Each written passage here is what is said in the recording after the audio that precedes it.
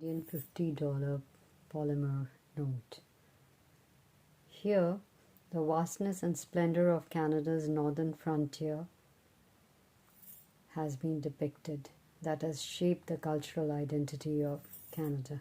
On the obverse is the portrait of William Lyon Mackenzie King, who was Canada's longest serving Prime Minister. His time in office spanned much of the 1920s, 1930s, and 1940s. King presided over some of the most transformative times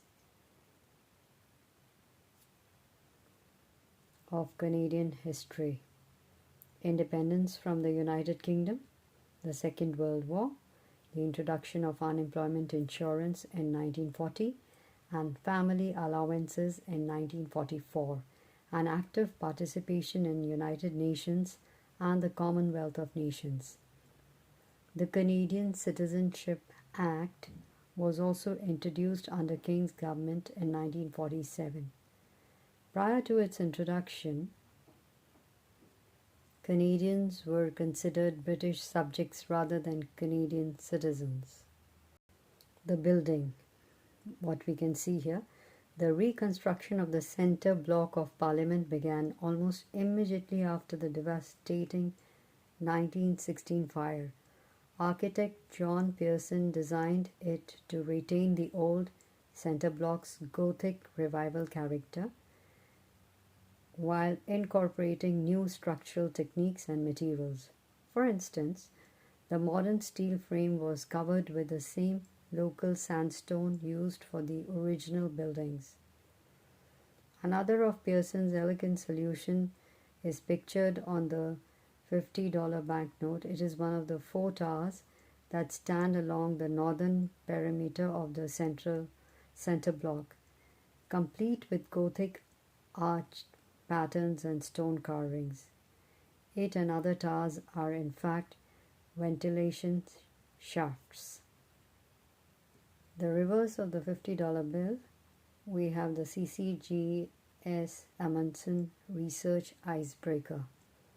The Canadian Coast Guard ship Amundsen became a research icebreaker in 2003. Previously, it was also known as CCGS Sir John Franklin. The aging icebreaker was overhauled in 2002 by a consortium of universities and government agencies and relaunched as the Amundsen, a leading-edge research vessel jointly operated by ArcticNet and the Canadian Coast Guard. The Amundsen has a capacity to travel 15,000 nautical miles before returning to port, sometimes staying at sea for over a full year. One of the several unique features on this vessel is a moon pool, a hole at the bottom of the ship that lets scientists deploy instruments such as a remotely operated vehicle to explore the depths of the Arctic Ocean, even while the ship is surrounded by thick sea ice. So here we see Arctic written in the language Inuktitut. Inuktitut in its various dialects is the indigenous language spoken by many of the Inuit peoples of Canada's Arctic region. It is identified as an official language in Nunavut and the Northwest Territories. The Inuit Tapiriit Kanatami was a national organization that ensured that the text shown on this banknote is an appropriate translation of Arctic.